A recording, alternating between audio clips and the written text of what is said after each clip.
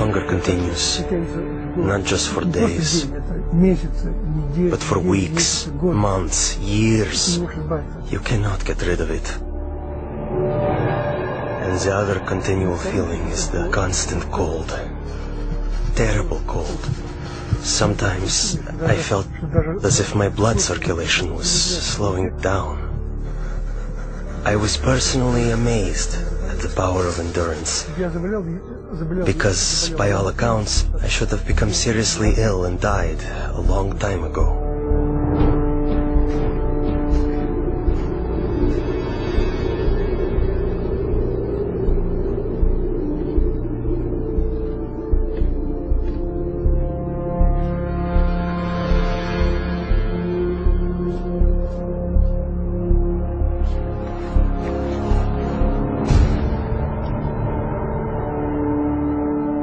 One night, I was thrown into a cell with a broken window. The KGB was determined to do an experiment and freeze me. Later they would say he broke the window in his cell and died of cold. I felt despair. I thought to myself, has God really left me? Am I really forgotten and neglected? Have my years of suffering been in vain? And in my despair, I began to pray.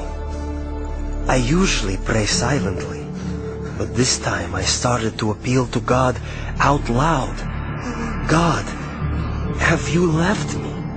My cries were bursting from a heart literally in utter despair.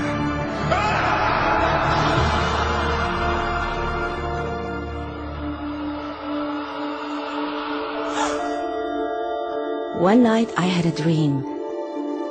In my dream I was told to pray for Alexander. I had no idea who Alexander was. But I told my church and we began to pray for him.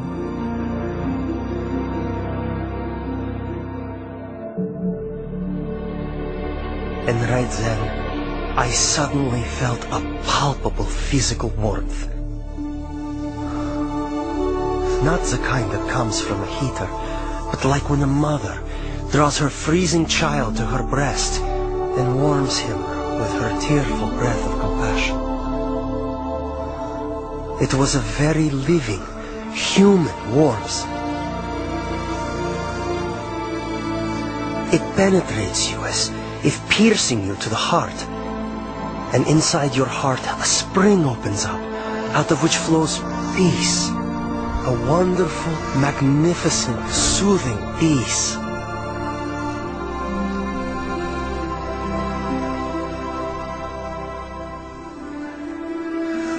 I felt a very loving, brotherly touch. Someone's caring hand touching my shoulder. I actually felt it. And this gesture represented the words, "You are not alone.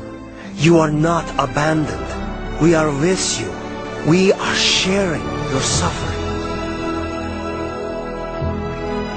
This warmth was the energy God gave me to feel physically the heat of prayer with my own skin, my own being. As if the prayers converted the energy of love into the energy of warmth.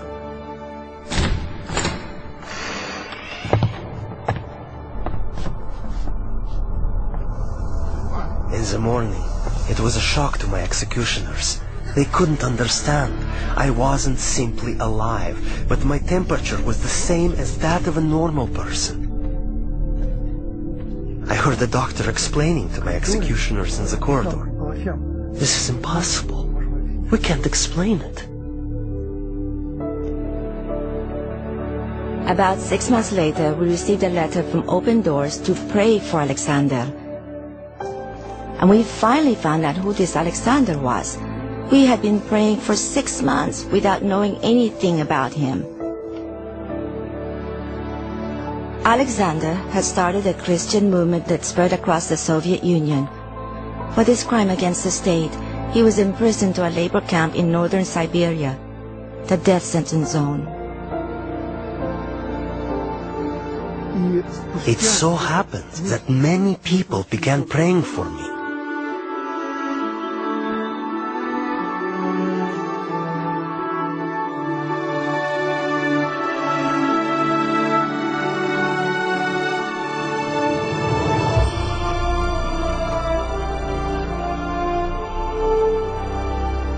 And that was exactly when they released me.